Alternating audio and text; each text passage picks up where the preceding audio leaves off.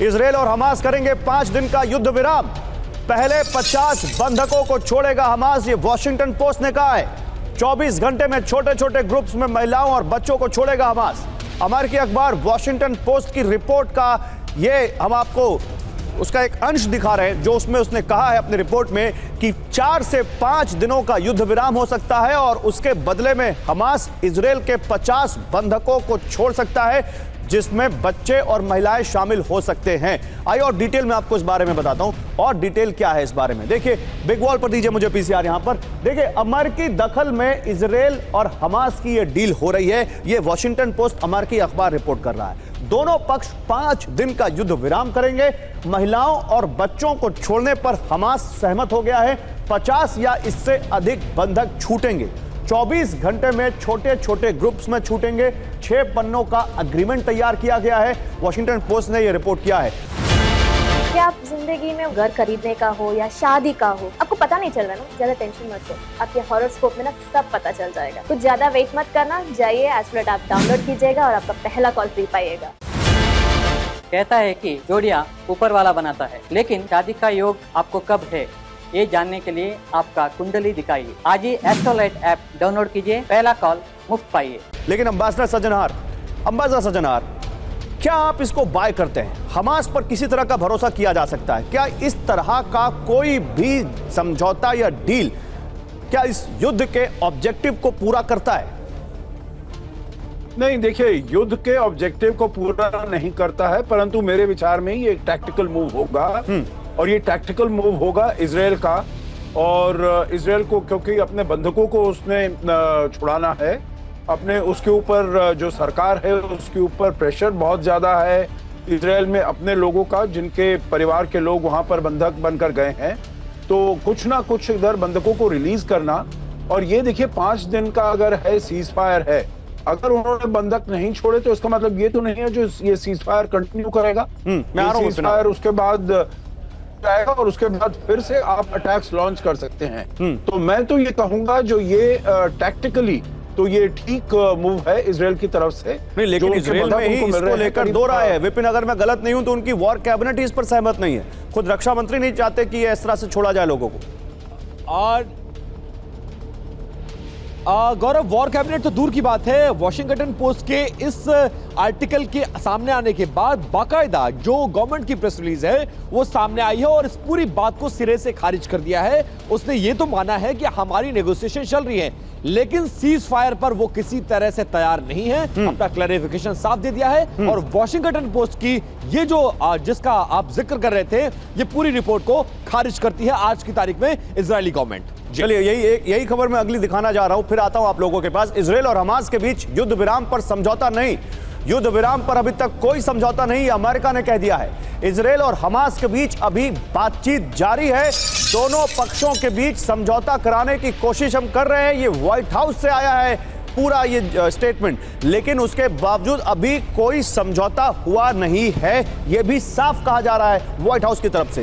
यानी युद्ध विराम समझौते पर सस्पेंस है। आइए जरा इस बारे में और जानकारी मैं आपको देता हूं। इजरायल और हमास के बीच समझौता नहीं, अमेरिका ने कह दिया है, तो सस्पेंस बना हुआ है। सस्पेंस क्यों बना हुआ है जरा आपको और अच्छे से समझाते हैं। दिखाइए जरा यहां पर पीसीआर।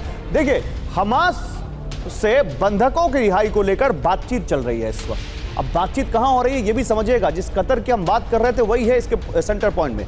रिहाई के बदले 5 दिन के युद्ध विराम पर बातचीत हो रही है। दोनों पक्षों के बीच समझौता कराने की कोशिश हो रही है। बंधकों के बदले फिलिस्तीनी कैदियों की रिहाई चाहता है हमास। फिलिस्तीनी महिलाओं और बच्चों को छोड़ सकता है इजरायल।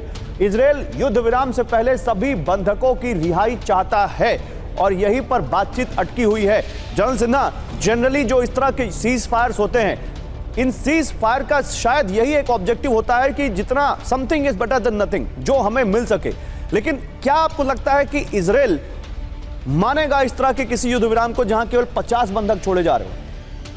देखिए गौरव, जिस तरह से मेरी जो ये आई है इंफॉर्मेशन मुझे, उसमें है कि 150 240 में 150 विमेन है। हाँ। और जो ये कतर कह रहा था और जो हमास के हानिया कह रहे हैं कि उनमें से 50 खाली महिलाओं को छोड़ेंगे, बच्चे तक को छोड़ने के लिए तैयार नहीं। और इजराइल ये कह रहा था कि आप यदि महिलाओं को छोड़ते हैं, जो भी नफरी है, चाहे 50, उनके साथ उनके बच्चे आएंगे, मगर वो सिरे से इसको खारिज करता है कि नहीं, बच्चे नहीं जाएंगे। देखिए प्रॉब्लम क्या है, जो आज के दिन में सबसे बड़ी प्रॉब्लम है कि पूरे के पूरे बंधक 240 वो एक जगह नहीं, हमास के पास नहीं है। PIJ, फिलिस्तीनी इस्लामिक जिहाद के पास भी बहुत ज्यादा संख्या में बंधक हैं, ज्यादा संख्या, जिनके आज एक हथियार के डिपो जो उड़ाया गया है PIJ के, उनके पास, और उनमें तालमेल नहीं है। PIJ ज्यादा कट्टर है हमास से, ये इस्लामिक आइसिस के फॉर्म में बनाया गया है और वो कहीं भी तैयार नहीं हो रहे हैं। मेजर प्रॉब्लम ये है कि बंधक एक जगह नहीं है, और कौन कौन से अभी उन्होंने कह दिया कि उनके टीम को जो देख रही है उनसे हमारा संबंध कट गया है। तो ये कोई गारंटी नहीं है। और 5 दिन के लिए, किस लिए 5 दिन? अमेरिका ने आज कहा है कि 240, मैं भी यही कहता हूं, 240 अनकंडीशनल आप रिहा करें। और इजराइल में भी उनके रक्षा मंत्री भी यही कह रहे हैं कि हम एक भी बंधक कम रिहा होने पर कोई समझौता नहीं करेंगे, वो साफ ये कह रहे हैं। चलिए मैं इस बारे में और जानकारी दूंगा अपने दर्शकों को, लेकिन इसी बीच देखिए, बंधकों पर किसी समझौते से इजराइल ने भी इनकार कर दिया है। अभी तक कोई समझौता नहीं हुआ है, ये कहा है इजराइल के PM नेतन्याहू ने। हम सभी बंधकों की रिहाई चाहते हैं, हमास के खिलाफ युद्ध के लिए इंटरनेशनल दबाव है, हमास को जड़ से मिटाने तक जारी रहेगा सैन्य अभियान, ये कहा है उन्होंने। और इसी के साथ जो अगली खबर है वो ये बताती है कि कैसे गाजा में बंधकों पर खतरा मंडरा रहा है। देखिए, इसी डील से जुड़ी हुई एक खबर है, गाजा में बंधकों पर मंडराया खतरा। बंधकों के साथ मौजूद हमास टीम से संपर्क टूटा है, कुछ टीम से हमास का संपर्क टूट गया है। बंधकों के साथ इस टीम को रहने की जिम्मेदारी दी गई थी, और ये हमारे सोर्सेज बताते हैं कि कुछ टीम जिनके पास बंधक हैं, यानी बंधक एक जगह नहीं है, अलग अलग है, और उनमें से कुछ टीम से संपर्क टूट गया है। यहां पर जनरल सज्जनार, मैंने आपसे पूछा था कि मैं आऊंगा तो अगली बार अमेरिका की बात करूंगा, और इनबिल्ट हुआ अमेरिका की बात उस नेगोशिएशन में आई। लेकिन इस नेगोशिएशन में अमेरिका की क्या भूमिका आप देखते हैं? अमेरिका इतना हेल्पलेस क्यों दिख रहा है मिडिल ईस्ट में? क्या उसकी पकड़ कमजोर हुई है इस हमले के बाद?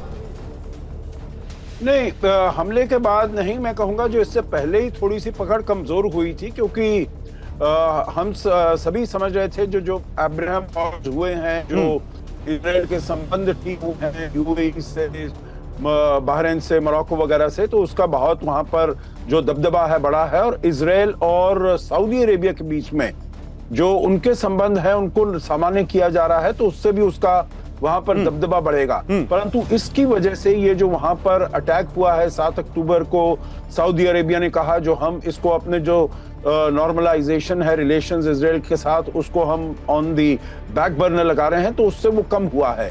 परंतु अब अमेरिका के लिए देखिए गौरव, जो सबसे महत्वपूर्ण और मुश्किल बात है वो ये चाहता है जो वो थोड़ा कहीं पर वहां पर जो इजराइल का अटैक है उसमें थोड़ा पॉज होना चाहिए, जिससे कि ह्यूमैनिटेरियन असिस्टेंस, ह्यूमैनिटेरियन एड दी जा सके।